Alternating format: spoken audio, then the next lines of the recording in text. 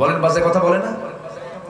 অফিসে আসছে, signature file হচ্ছে না, ফাইলের সিগনেচার হচ্ছে না, ঘুষের টাকা নিয়ে আসছে। রোজাদার অফিসার বলতেছে, ভাই আমি তো রোজা আছি, তো টাকা তো আনছেন, এখন তো টাকাটা আমি হাতে নেব না, আমি চোখ বন্ধ করলাম, পকেটে ঢুকায় দেন, ইফতার করে দেখে নেব, ইফতার করে দেখে নেব।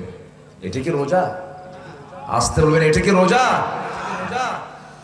সন্তান আল্লাহর নবী ছিলেন, তিনি এখনো মারা যাননি, তিনি আসমানে আছেন, আবার আসবেন। সেই নবীর নাম কি? আর তার মার নাম কি? মারিয়াম। তিনিও রোজা রেখেছেন। অর্থাৎ তাহলে বোঝা গেল রোজা শুধু এখন। সবচেয়ে বড় উইকেট কিপার কে? সবচেয়ে বড় বোলার কে? উইকেট পাইছে কোন কোন বোলার সবচেয়ে বেশি, তাই না? এইগুলো তাহলে দাউদ ইসলামের সন্তান কে? সুলাইমান। সুলাইমান ইবনে দাউদ, দাউদের ছেলে হচ্ছে সুলাইমান আলাইহিস সালাম।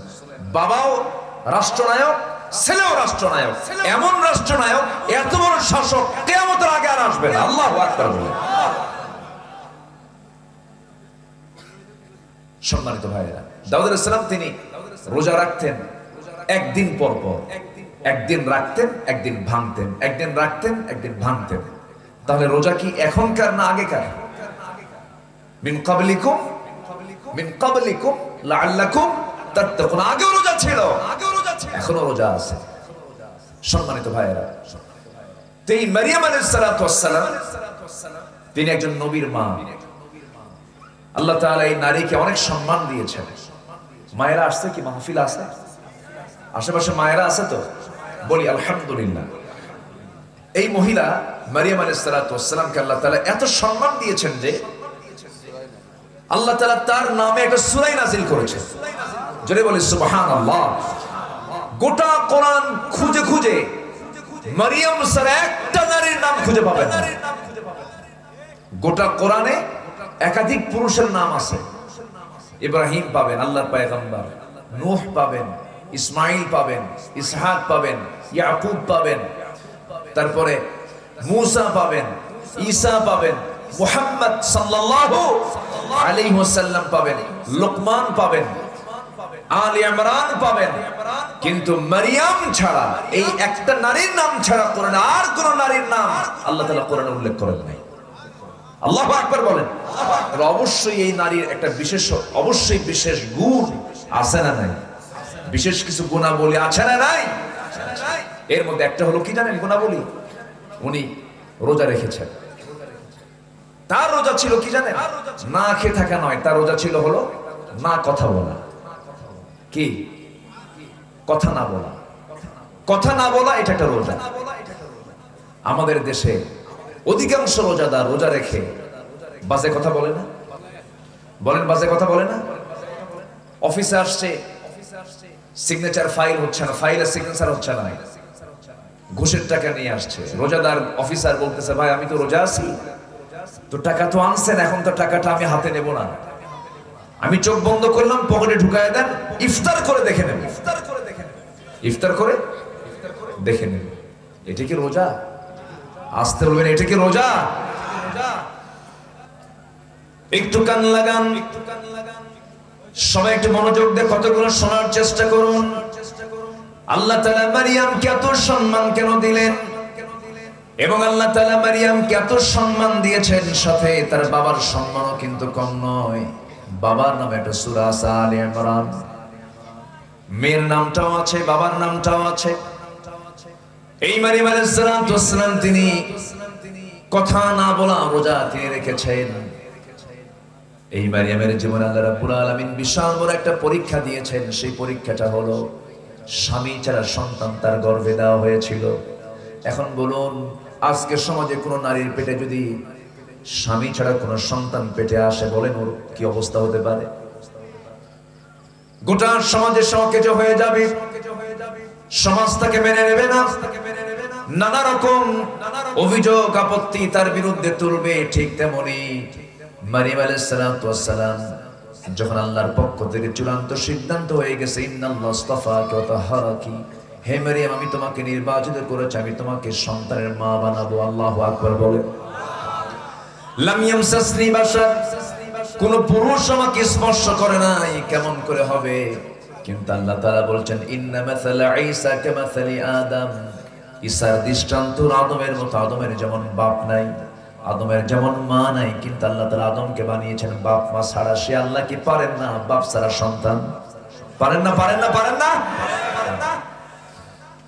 আল্লাহ তাআলা সন্তান তার গর্ভে দিয়ে দিলেন। অনেক লম্বা কথা ছিল, শর্ট করে আনতেছি। সন্তান তার পেটে চলে এলো। সন্তান যখন পেটে চলে আসছে, এই সম্ভ্রান্ত পরিবারের কন্যা আল ইমরান, ইমরান কন্যা মারিয়াম আলাইহিস সালাতু ওয়াস সালামকে আল্লাহ তাআলা অনেক মর্যাদা দিয়েছিলেন। এই যে বর্তমান যে বাইতুল আকসা, যে বাইতুল আকসার নামটা আল্লাহ নিজে দিয়েছেন। আমার আপনার মসজিদ, এই যে গ্রামের মসজিদের নামটা আমরা দিয়েছি এরুলিয়া জামে মসজিদ, বগুড়ার বাইতুর রহমান সেন্ট্রাল জামে মসজিদ। কিন্তু এই পৃথিবীতে একটা মসজিদের নাম আল্লাহ নিজে দিয়েছেন, বাইতুল আকসা। আল্লাহু আকবার বলেন, ইলাল মসজিদিল আকসা।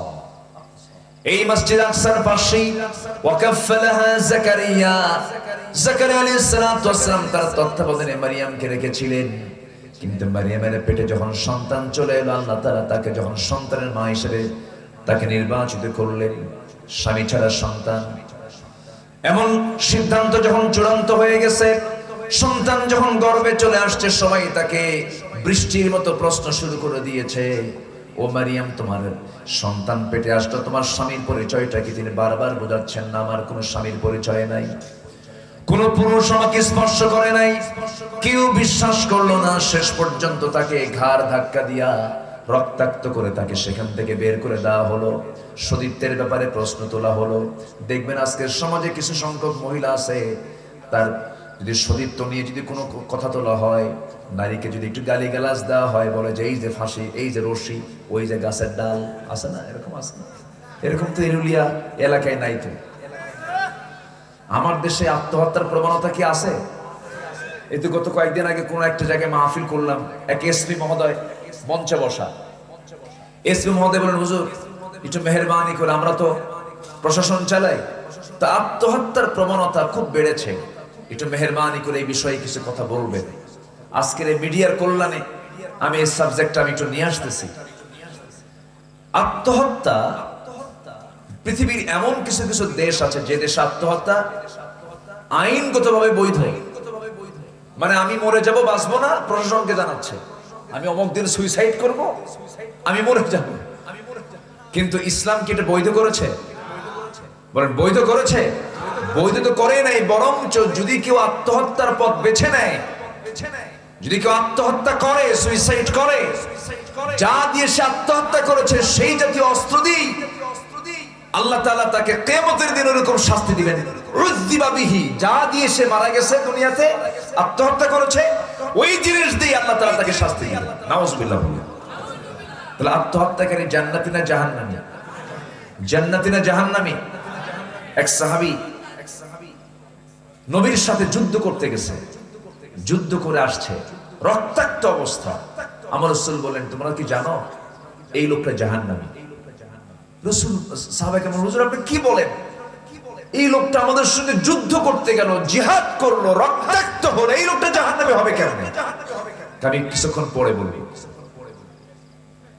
সে রক্তাক্ত সেই লোকটা চলে গেছে বাড়িতে, সহ্য করতে না পেরে যন্ত্রণা এক পর্যায়ে ছুরি দিয়ে গলায় ঘুতা মেরে আত্মহত্যা করে দুনিয়া থেকে বিদায় হয়ে গেছে। রাসূল বলেন, দেখো তো ও কি বেঁচে আছে কিনা, বেঁচে নাই, কি হয়েছে? আত্মহত্যা করে দুনিয়া থেকে বিদায় হয়েছে। আমি বলছি না তোমাদের যে লোকটা জাহান্নামী? তাহলে সে আত্মহত্যা যদি কেউ পথ বেছে নেয়, সে কি জান্নাতি না জাহান্নামী? জাহান্নামী। দেখবেন ওই শয়তান ওয়াসওয়াসা দেওয়ার জন্য, মানে আত্মহত্যা করতে হবে, শয়তান তো একটা তালে থাকে যে এই কখন একটু নিরিবিলি পায়, নিরিবিলি একটা ঘর যদি পায়, নিরিবিলি ঘর পাইছে, দরজা খান পাইছে, দরজা লাগাই দিয়ে এই যে ফ্যান আর এই যে দড়ি, তোর এই মুহূর্তে চান্স মরা। কথা বলেন নাই? সামনে গাছের ডাল একটা আছে, কেউ নাই আশেপাশে, এই দড়িটা নিয়ে আয়, এই এখানে মর, তোর এখানে মরার চান্স, এখানে না মরলে তুই মরতে পারবি না। এই ওয়াসওয়াসা দিচ্ছে কে? আরো জোরে করে, এই ওয়াসওয়াসা কে দেয়? শয়তান দেয়। যে মৃত্যুর জন্য নিজেকে প্রস্তুত করে আমি মরে যাব, সে জাহান্নামী, সে জাহান্নামী। ওয়ালা তুলকু বিআইদিকুম ইলা তাহলুকা, নিজকে তুমি ধ্বংসের দিকে ঠেলে দিও না। কার কথা? আল্লাহর কথা। আপনি নিজেকে আপনি জুলুমের দিকে নিতে পারবেন না, নিজের শরীরকে আপনি কষ্ট দিতে পারবেন না। আচ্ছা, কষ্ট হচ্ছে, আচ্ছা ঠিক আছে। জি রনি ভাই, আপনাকে ছুটি দেওয়া হলো। ঠিক আছে, আলহামদুলিল্লাহ। আমার ছুটি কখন? এই আমার ছুটি কখন? আসতেছে। আচ্ছা জি জি, আলহামদুলিল্লাহ আলহামদুলিল্লাহ। রবিন ভাই আপনি বসেন। জি, আমাকে সময় দিচ্ছেন তো আপনারা? জোরে বলি ইনশাআল্লাহ। তাহলে আত্মহত্যা যখন কেউ করতে যায় তখন ওয়াসওয়াসা দেখে শয়তান কি কয়, এই যে ডান আর এই যে রশি, একা একা আসিস এখানে মন, কি কথা বোঝেন নাই? তাহলে এই ওয়াসওয়াসা বান্দার মধ্যে কে ঢুকায় দেয়? শয়তান ঢুকায় দেয়। খবরদার, ইমানদার কখনো এমন জাতীয় চিন্তা আনতে পারে। সম্মানিত ভাইরা, একটু কান লাগাবেন। মারিয়াম আলাইহিস সালামকে যখন এই অভিযুক্ত করা হলো, বলা হলো মারিয়াম তুমি অসতী হয়ে গেছো, তিনি কি হতাশ হয়েছেন? তিনি কি বলেছেন আমার এই জীবন আমি আর রাখবো না, আমি মরে যাব, আত্মহত্যা করব? বরঞ্চ তা না বলে ধৈর্যের পিরামিড হয়ে বলে ফেলেন, আল্লাহ তোমার প্রতি আমি পূর্ণ আস্থা আনলাম, তুমি আমার জন্য যথেষ্ট, তুমি আমার জন্য শ্রেষ্ঠ উকিল, আমি তোমার উপরে পূর্ণ আস্থা রাখলাম, তুমি আল্লাহ আমাকে সাহায্য করো। ওয়াল্লাযীনা জাহাদু ফীনা লানাহদিয়ান্নাহুম সুবুলানা, যে আমার পথে আসার জন্য চেষ্টা করে আমি তার জন্য একটা পথ নয়, সাবিলের বহুবচন হলো সুবুল, অসংখ্য পথ আমি তার জন্য খুলে দিই। মারিয়াম আলাইহিস সালাতু ওয়াস সালাম শেষ পর্যন্ত রক্তাক্ত অবস্থায় তাকে ঘাড় ধাক্কা দিয়ে বাইতুল আকসা থেকে বের করে দেওয়া হলো। তিনি বিতাড়িত হলেন, সমাদচ্যুত হয়ে গেলেন, যেদিক চোখ যায় সেই দিকে চলে গেলেন, বায়েলহাম উপত্যকার দিকে চলে গেলেন। প্রচন্ড ক্ষুধা, 10 মাস পূর্ণ হলো, সন্তান ভরা পেট, যে কোনো মুহূর্তেই ডেলিভারি হয়ে যাবে, কেউ তার পাশে নাই, কিন্তু পাশে আছেন তিনি কে? আসতে বলবেন তিনি কে? গোটা দুনিয়া আমার সাথে, কিন্তু আল্লাহ আমার সাথে নাই। কেউ আছে আমার সাথে? আর গোটা দুনিয়া আমার সাথে নাই, আল্লাহ আমার সাথে আছেন। এটাই মেজরিটি, এটাই মেজরিটি, এটাই মেজরিটি, ঠিক কিনা?